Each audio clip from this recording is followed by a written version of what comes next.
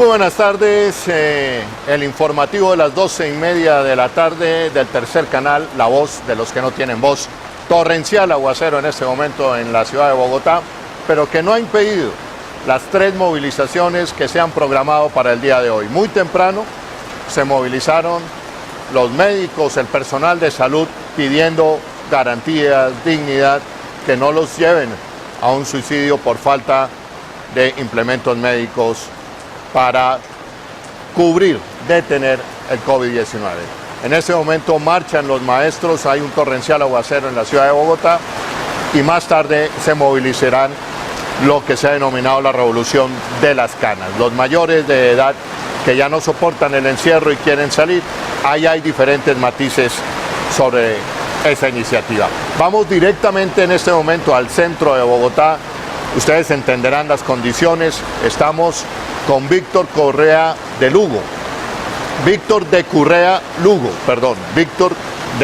Lugo es médico, analista político, uno de los más interesantes analistas colombianos sobre el conflicto de Medio Oriente. Y también es médico, especialista en temas de salud. Víctor, muy buenas tardes. Entramos contigo para el análisis. ¿Qué está pasando en este momento? ¿Cómo has visto las movilizaciones del día de hoy? ¿Por qué marchan los médicos? ¿Por qué marchan los maestros? Buenas tardes, Holman. Espero que me oigas bien. El audio no es el mejor. Perfectamente. Además soy canoso, Holman, con lo cual aplico a las 3 marchas. La marcha de esta mañana, el plantón de los médicos y el personal de salud en general, frente al Ministerio de Salud tuvo 2 agendas. Una agenda que era puntual, que es el rechazo a las denuncias que hizo el ministro de Salud, que dio a entender que habían carteles de unidades de cuidados intensivos, lo que ha alimentado el malestar de la sociedad con el personal de salud. La segunda y la más importante era una queja estructural. La gran mayoría de pancartas decían: enterremos la ley 100. Y es todo el análisis antineoliberal de que...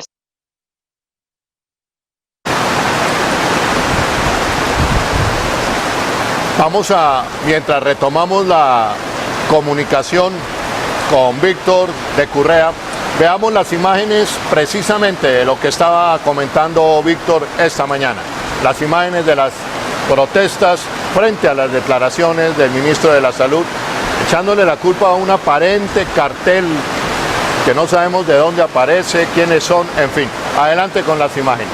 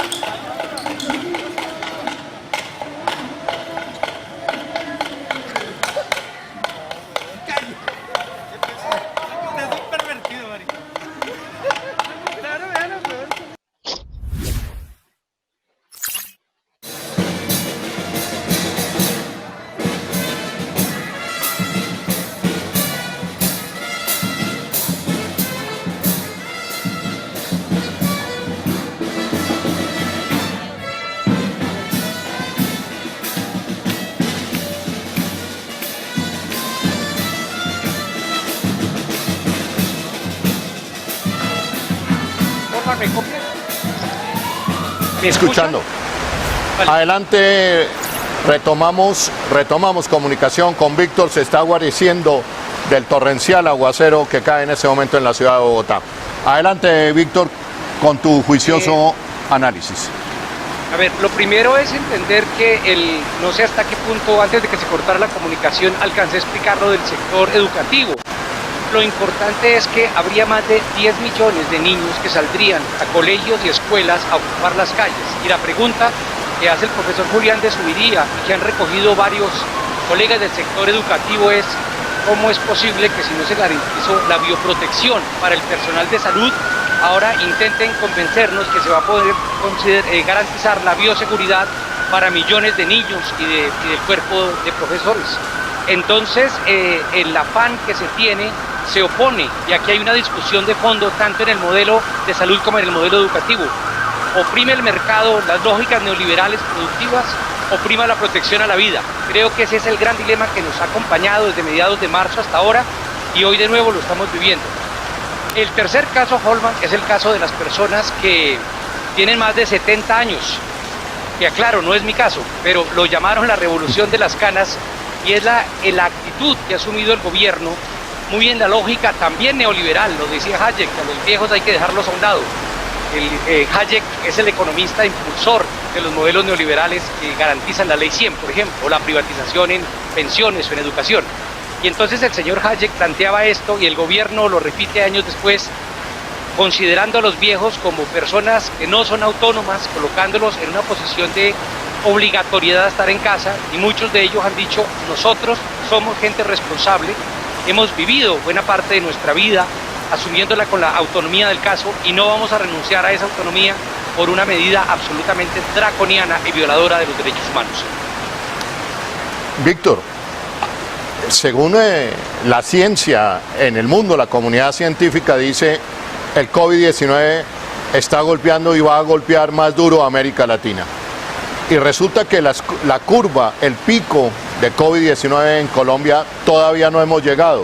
Dicen que viene en agosto o septiembre y paralelamente se pretende abrir la economía. ¿No es esto irresponsable y peligroso en el caso colombiano? Absolutamente. La cuarentena no busca de ninguna manera evitar la pandemia. La cuarentena es para sacar músculo, para fortalecerse de tal manera que volver a la escuela, al colegio, a la producción, esté respaldado por un sistema social, como por ejemplo la renta básica que se ha hecho en algunos países de Europa, o incluso en Kenia se hizo una renta básica, fíjense, un país europeo nos da ejemplo, o fortalecer al sistema de salud para que pueda responder ante un número aumentado de pacientes. Eso es lo que hace la cuarentena. La cuarentena es quedémonos en casa mientras desarrollamos una serie de políticas económicas, sociales y sanitarias que permitan responder a la pandemia. Desafortunadamente, Holman y televidentes, lo que estamos viendo es que el gobierno no aprovechó ese cuarto de hora para hacer ni lo uno ni lo otro. Las quejas de los profesionales de la salud esta mañana, por ejemplo, mencionaban tres cosas. Uno, el aumento de las horas laborales. Dos, la disminución del salario. Y tres, el aumento de la carga laboral. Eso se suma a los problemas de contratación por contratos temporales, por formas de contratación que se llaman OPS, que lo único que hacen es tercerizar y disminuir las garantías laborales a los trabajadores. En el caso de los maestros hay una preocupación similar. No se trata de volver o no volver a la educación, se trata de que las normas que ha expedido el Ministerio de Educación no precisan, por ejemplo, una cosa importante, y es disminuir el número de estudiantes por clase, o unas medidas de bioseguridad que son muy complejas. Lo que ha demostrado también la ciencia, Holman, es que los niños, en el último reporte que lo oí, la población infantil también transmite el virus y también se contagia, que sus síntomas son más leves, pero ha habido muertos, niños y niñas que han fallecido por el COVID. Entonces decir que el COVID afecta solo a los ancianos es un error científico que cuesta vidas. Desde el punto de vista político, Víctor, ¿qué pretende el gobierno de Iván Duque? Uno creería que está soltando o está depositando la responsabilidad, la mayor carga de responsabilidad en los ciudadanos y en los alcaldes locales. Como diciendo, yo se los advertí, la responsabilidad de los alcaldes, y mientras tanto yo me lavo las manos, hice una apertura contando con la responsabilidad ciudadana. Hoy gritaban algunos funcionarios del sector salud frente al ministerio diciendo que esto no se arregla con decretos, que esto no se arregla con normas, se arregla con realidades. Entonces, firmar decretos no sirve absolutamente para nada. Eso aplica para el Ministerio de Salud, para el de Educación y, por supuesto, para el gobierno. Desafortunadamente tenemos una campaña mediática muy grande, entonces a todas las tardes sale el presidente a decir cosas como si se pudiera gobernar desde la televisión, se pudiera desde ahí decidir los cambios en la política pública. Pero voy a dar solo un ejemplo doloroso, dramático y real. Llegaron ya algunas camas de cuidados intensivos, algunos ventiladores, perdón, a Leticia y no había dónde conectarlos. Entonces el problema no es solamente de si mandamos alguna ayuda puntual, es que hay un problema estructural de fondo, de cobertura de agua potable, de cobertura de luz, de cobertura de servicios básicos. Sin eso, cualquier cosa que se haga raya más en la improvisación y raya más en la especulación que en una actitud real. Lo que uno ve tanto con los canosos, con el personal de salud y con el magisterio, es que las políticas autoritarias se imponen. Lo que hemos visto con los trabajadores de la calle, lo que hemos visto con la gente informal, lo que hemos visto con los migrantes venezolanos es más de lo mismo. Es decir, un Estado que se refugia o en los decretos, creyendo que esto se resuelve con normas, o en la actitud autoritaria por parte de la policía. Pero eso no resuelve el problema de fondo, que es el problema del bienestar en medio de la crisis, que es un deber del gobierno, no es de ninguna manera un favor. Víctor, ya las últimas dos preguntas, no sin antes darte las gracias por tu tiempo, por la disposición para hacer este informe en medio de ese aguacero tremendo a los que nos tiene acostumbrados esta querida ciudad de Bogotá. Es como el temperamento del país, en la mañana sol, en la tarde lluvia, después sol, en fin. Víctor, ¿cuántas personas marcharon hoy y quizás estas marchas de hoy permiten retomar las movilizaciones sociales, algo que habíamos dicho que el COVID-19 había detenido en todas partes del mundo, que eran unas crecientes marchas sociales de inconformismo, pero parecen que retoman las marchas sociales, vuelve la gente a la calle como diciendo, ¿para qué encerrarnos si igual nos van a dejar morir de hambre, si igual nos están quitando derechos? A ver, yo creo que no es tan relevante el número de personas, correcto, sino lo que representan. Las personas del magisterio que están alrededor de la Plaza de Bolívar, resguardándose de la lluvia, el sector salud que hoy estuvo frente al ministerio, no se trata de los cientos que se reúnan, se trata de que representa a millones de personas profundamente descontentos con la situación actual en términos de salud, de educación. Hay gente que no va a salir a una marcha, pero que está profundamente descontenta y sufriendo las consecuencias de una ley 100. El problema no es hablar de, como se inventó el ministro, del cartel del COVID, o inventarse o tratar de satanizar a los que denunciamos la falta de elementos de bioseguridad. El problema central es que eso es una realidad, y esa realidad está encallada, estructurada, cimentada en la ley 100, una ley que le entrega la salud al mercado. Y en el caso de la educación también no hay una política clara, hay un afán por satanizar a los trabajadores del magisterio, hay un afán por volver a las clases, y el problema tiene muchas aristas, demasiadas complejidades. No solamente se trata de la bioseguridad en los hospitales, en los centros educativos, se trata también de si los maestros y las maestras tienen la garantía para poder hacerlo, incluso el temor a ser demandados por parte de las familias en caso de que haya un brote de COVID, el problema de los padres que trabajan en el sector informal, que no tienen cómo mandar a sus hijos de una manera adecuada, los gastos de transporte, alimentación que implican. Y si queremos aún más, lo que se prevé, hablando con algunos docentes, es la deserción escolar que se ve venir por falta de recursos de las familias para mantener a sus hijos en el sector educativo. Entonces estamos frente a un fenómeno que ya la gente ha dicho no más, como lo vimos en Ciudad Bolívar, lo vimos en otras.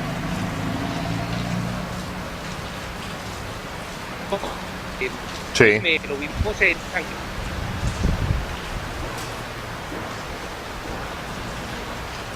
Vamos a ver si retomamos. Ya estamos otra vez. La gente salió a la calle con el ánimo de salir a discutir la situación de hambre por la que se está viviendo. Y por el otro lado, yo lo que veo es que incluso no se trata solo de cosas objetivas, digamos, de duro, sino que se trata también de un malestar sentido, porque no hay la sensación de que haya liderazgo en el país. El presidente Iván Duque no representa un liderazgo a los ojos de buena parte de la población colombiana, y por eso la gente está dispuesta a salir a la calle con medidas de protección. Esta mañana lo veíamos, el sector salud guardaba distancia, llevaban caretas, llevaban guantes. El sector educativo del magisterio también lo harán en pocos minutos los canosos y las canosas, pero lo importante de esto es que hay un retomar de la discusión política. El miedo que nos metieron el 21 de noviembre con los migrantes venezolanos, el miedo a que estábamos infiltrados, ese miedo ahora intentan metérnoslo con vía del COVID. Aclaro, yo estoy convencido que el COVID es real, no estoy mintiendo, no estoy diciendo que no exista, que hay que tener una bioseguridad y que la pandemia es cierta, pero que no nos pueden utilizar eso como un elemento para desmovilizarnos o negar nuestro derecho a la protesta. La última pregunta, reafirmando mi agradecimiento para ti y el esfuerzo que haces, Víctor. ¿Vamos hacia un estallido social, no solamente en Colombia, sino en América Latina? Voy a contestar desde el deseo y luego desde la razón. Desde el deseo, ¿qué más quisiera yo? Los sacudones.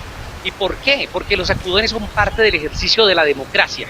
Lo digo antes de que se me acuse de estar incitando a acciones violentas contra el Estado. Creo que el derecho a la protesta, el derecho a la manifestación, al malestar contra el Estado, no se puede negociar, Colman. Es un derecho que nos asiste. Yo creo que ese sacudón es importante para el país. Ahora, el problema que tenemos es un problema de liderazgo, porque tenemos una fractura muy grande en los sectores sociales, en las agendas. A veces los egos pueden más, y a veces las agendas cruzadas pueden más, y eso nos genera muchos problemas en la movilización. Pero creo que la gente ha ido aprendiendo muy rápido. Nos queda el 21 de noviembre. Recuerden que esperábamos ver 2 o 3 gatos en la calle, por lo menos yo era de los pesimistas, y fueron cientos de miles y marchas continuas.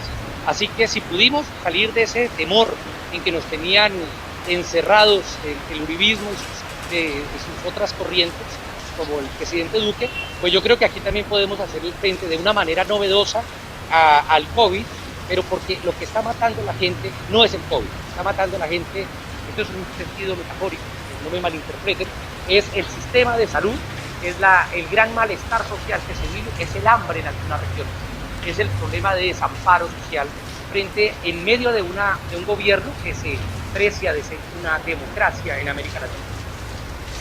Bueno, Víctor, te despido dándote las gracias.